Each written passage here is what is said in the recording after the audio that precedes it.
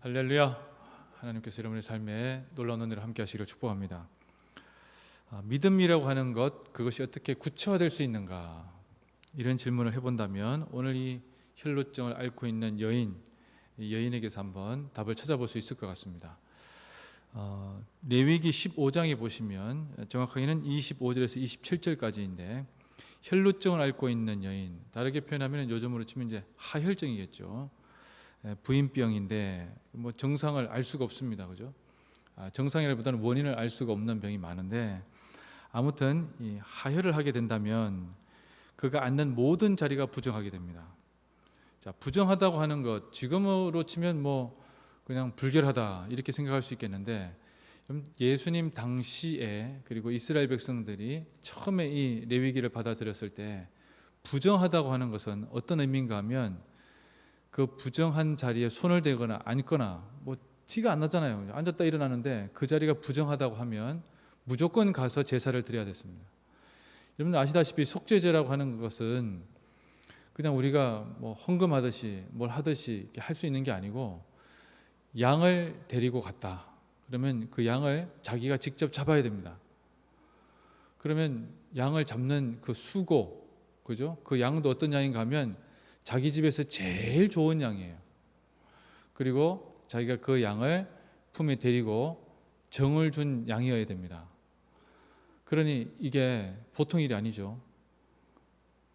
한 여자 또 뭐 어떤 사람 때문에 부정하게 되었다 이렇게 된다면 그 피해 자체가 상상을 초월할 정도입니다. 그래서 보통 어떻게 하는가 하면 그 사람은 가족에게서 격리되고 그리고 마을에서부터 격리됩니다. 그럼 그 사람이 그 병이 나을 때까지, 만약에 불치병이라고 한다면 그 사람은 죽을 때까지 마을 밖에서 혼자 살아야 되는 거예요. 가족이 그 사람에게 음식을 갖다 주면 그 사람은 그걸로 먹고 살겠지만, 만약에 가족 중에 누가 다 죽거나 상황이 안 되면 그 사람은 딱 죽어야 되는 상황입니다. 자, 이 혈루병을 앓고 있는 여인, 가족에게서 분리됐을 뿐만 아니라 집이 그래도 살았던 것 같아요. 그래서 이 여인의 병을 낫게 하기 위해서 많은 의사를 찾아서 전전했습니다.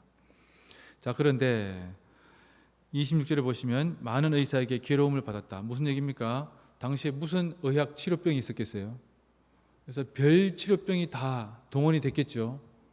흔히 얘기하는 뭐 대체학 의학 말고도 아주 미신적이고도 주술적인 일들이 많았을 겁니다.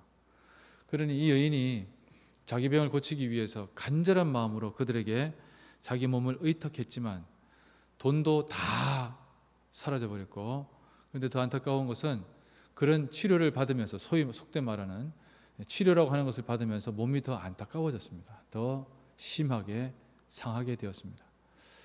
자, 더 이상 돈도 없고 누구에게 이야기할 데도 없고, 의원들 딱 하는 각을 보니 별로 도움이 안 될 것 같고, 그런데 어느 날 예수님에 대해서 소문을 듣게 된 거예요. 그분은 사람을 낫게 한다는 겁니다. 그래서 이 여인이 어떤 생각을 하는가 하면, 그렇게 낫게 하는 분이라면 내가 가서 그냥 그분 뒤에서 살짝 옷만 만져도, 뭐 몸에까지도 기대하지 않고 내 손 잡아주는 것도 기대하지 않습니다. 살짝 옷에만 손을 대어도 내가 낫겠다 이 생각을 합니다. 미신적이죠, 그죠? 미신적인 겁니다. 자, 그런데 이 여인이 대단히 우리로 치면 모험적인 신뢰, 이런 표현을 한번 써본다면, 예수님에게 간다고 하는 것, 그것은 실제로는 대단히 위험한 겁니다. 왜 그런가 하면 이 여인이 하혈을 앓고 있는, 혈루병을 앓고 있는 여인이라는 것이 밝혀지면 사람들은 이 여인에게 대단히 나쁜 짓을 할 가능성이 높습니다. 네가 뭔데 왜 이렇게 나타나느냐, 왜 우리를 다 부정하게 만드느냐, 그렇게 하는 이유가 뭐냐 라고 했기 때문에, 여인은 실제로는 뭐 돌에 맞아 죽기까지는 않겠지만 사람들에게 완전히 자기 자신이 그냥 발가벗겨질 수 있는 상황이 될 수 있다는 것을 다 염두에 두고도 내 병을 낫게 하기 위해서 예수님께 나갑니다. 이것을 모험적인 신뢰라고 합니다. 자기 자신이 가지고 있는 것이 다 내려놓고 사람들에게 바보 취급당한다 할지라도 혹시 자기 얼굴 아는 사람이 있으면 당신 누구누구 아니냐라고 하면 끝나는 거거든요. 그런데 예수님에게 나가는 겁니다. 앞에서 예수님에게 접근할 생각하지 않고 어떻게 합니까? 무리 뒤에 사람들이 막 예수님에게 지금 뭐 예수님 분위기 좋죠. 예수님을 따라가는데 무리 틈에 끼어서 그러면 이 무리는 완전히 다 부정하게 되는 겁니다. 그런데 그런 것에 대해서 그 결론에 대해서도 생각하지 않고 가는 거죠. 그리고 예수님의 뒤에서 옷자락에 손을 탁 대고 바로 도망가려고 합니다. 근데 예수님께서 몸에 능력이 나간 것을 아시죠? 이게 뭔 얘기입니까? 예수님은 이 여인이 예수님에게 나오고 또는 나와야 되는 상황 다 알고 계시고 언제 나올 것인가 이것을 계속 지켜보고 계신 거예요. 여러분 이렇게 들여다보았으면 좋겠습니다. 예수님은 이 여인이 주님 앞에 나오기를 원하신다는 거예요. 자, 어쨌든 이 여인이 몸의 병이 딱 나은 걸 알았어요. 동시에 예수님께서 뒤로 탁 돌아보면서 누가 내 몸에 손을 대었느냐 이렇게 얘기한다는 겁니다.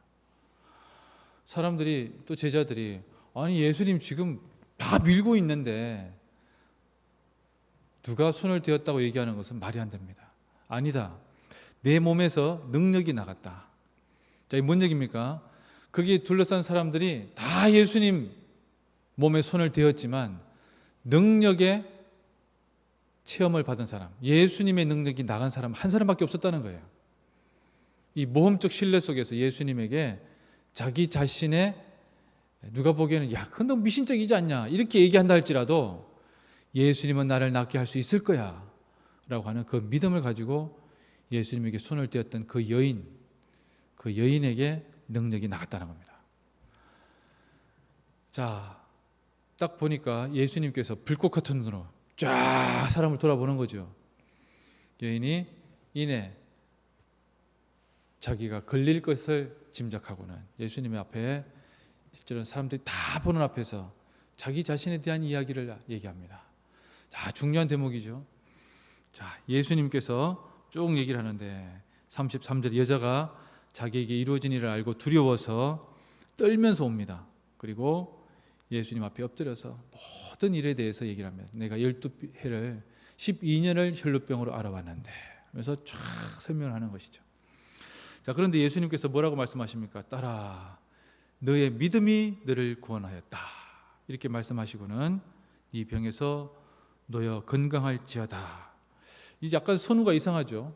먼저 병을 고침을 나음 받은 것 같은데 예수님께서는 구원받고 병 나은 것에 대해서 그 여인에게 얘기를 합니다. 우리가 신앙생활 할 때 주님께서 우리에게 이루어신 이 일에 대해서 우리가 늘 기도하는 것은 이렇게 기도하면 좋겠어요. 저도 늘 그렇게 기도합니다만은 내게 병이나 어려움이 있을 때 그것에 대해서 주님 앞에 나오는 것이죠. 여러분 어떤 분은 나오는 게 자연스러운 분이 있어요. 이 새벽에 나오시는 분들은 자연스러운 분이에요. 그러나 여러분은 어떤 분들은 그것을 계속 감춰두고 계속 묻어둡니다. 자기 가족에게, 남편에게, 아내에게, 내가 사랑하는 사람에게 묻어두는 정도가 아니고 하나님에게서 묻어두어요. 마치 하나님은 전혀 모르는 분인 것처럼. 그런데 어떻습니까? 다 알고 계시죠.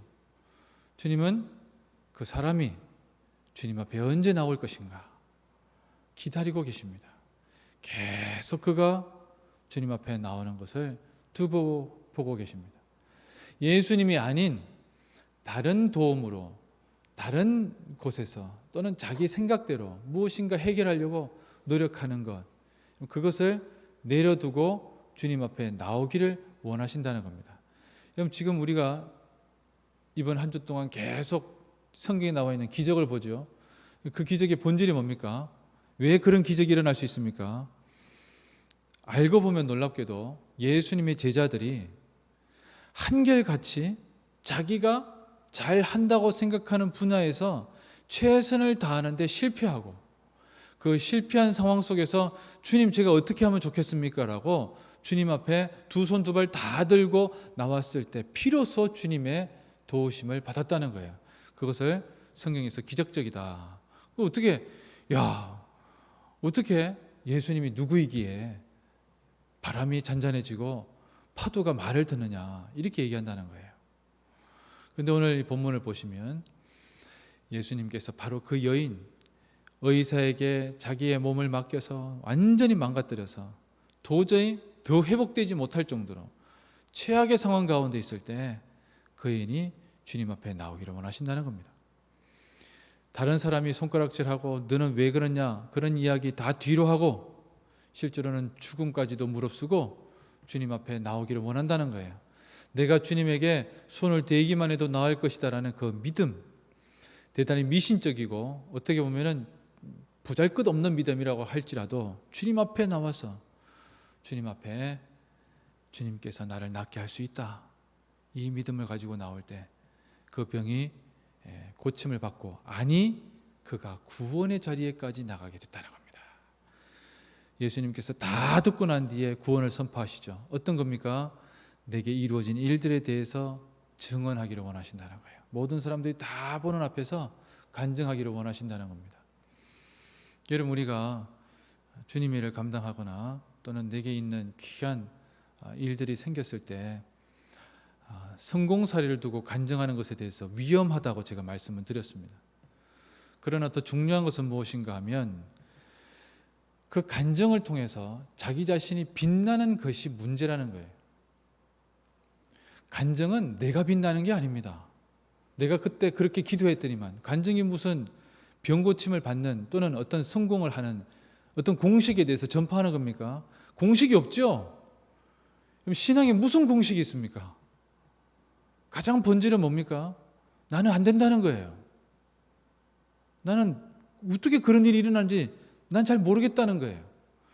그래서 간증이 안 된다는 겁니다. 실제로는 뭐 이렇게 해가지고 됐고 저렇게 해서 돼가지고 누구를 만났더니만 그렇게 됐고, 아유, 그렇게 할 간증은 안 하는 게 좋습니다. 그냥 쟤는 어떻게 있는지, 어떻게 그 일이 이루어졌는지 잘 모르겠습니다. 뜨듬뜨듬 한두 마디 하고 마는 거예요. 좀 더 해봤자 제가 뭔가 한 것 같은데, 아유, 생각해보면 제가 한 게 없어요. 여러분, 이렇게 얘기하는 게 간증이에요. 그래서 간증 시간은 너무 짧습니다. 뭘 세세토록 돌아보니까 그때 그렇게 했으면 됐어, 그게 맞는 것 같아. 아니요, 그렇지 않습니다. 모든 것은 다 하나님의 계획 가운데 이루어진, 사람들이 보기에는 대단히 우연적이고, 그래서 당신이 도대체 그런 일을 할 수 있냐고 물어보고, 그 일을 당한 당사자도 도대체 나한테 왜 이런 일이 일어나는지 모르겠다라고 이야기하면서 오직 하나님께만 영광 돌리는 바로 그 순간, 여러분, 그겁니다. 여인의 믿음 엄청난 믿음이 아니잖아요. 가서 손만 대겠다는데 손댄 사람이 한둘입니까? 그러나 여러분, 주님께서는 그 여인이 자기가 사람들 앞에서 완전히 망신당하고 극단적인 상황이라면 맞아 죽을 각오로도 주님 앞에 나왔던 그 마음을 주님께서는 보시고, 너는 그 믿음도 너에게 구원에 이르는 놀라운 믿음이 될 수 있다라고 승인해 주신 거예요. 여러분, 이것을 우리가 한번 다시 돌아봤으면 좋겠습니다. 여러분, 오늘 이 시대에도 주님께서는 우리의 이 작은 믿음까지도 귀하게 여기십니다. 저는 이런 혈루병 앓은 여인의 이야기를 들으면서 주님께서 그에게 건넸던 정말 그의 마음을 위로하는 그 마음들을 보면서 그 여인에게서 새로운 희망이 있는 것을 보게 됩니다. 그리고 우리에게도 그런 믿음의 희망을 보게 됩니다. 그래서 모든 사람들 앞에서 뜨듬뜨듬 간증하는, 덧없는 간증이 우리에게 있었으면 좋겠습니다. 그런 삶이 되시기를 축복합니다.